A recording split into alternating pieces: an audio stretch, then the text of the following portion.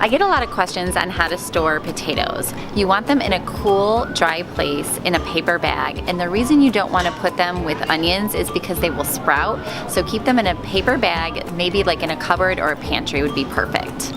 So when storing onions, you want them in a cool, dry place, and you can keep them in a mesh bag if you have one of those at home. If not, I just keep them kind of in a countertop bowl, somewhere like in a pantry or a cupboard. So when storing your apples, I get a lot of questions, countertop or refrigerator. So what I usually do is take them out of the bag, and the best place for them is in a crisper drawer in the refrigerator by themselves, away from other produce.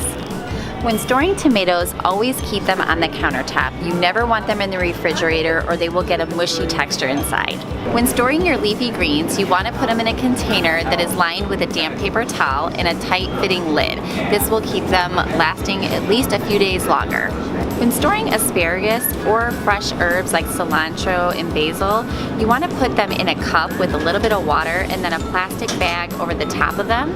All of them can go in the refrigerator except for basil, which should be kept on the countertop.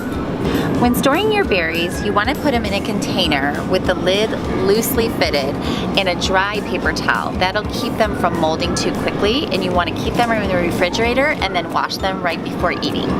So when storing your avocado, if it's not ripe yet, you want to keep it on the countertop. And sometimes I'll even put it in a paper bag with the banana. The gases from the banana will help quicken the ripen process. The other thing is, once it is ripe, then you go ahead and put it in the refrigerator and it will last longer.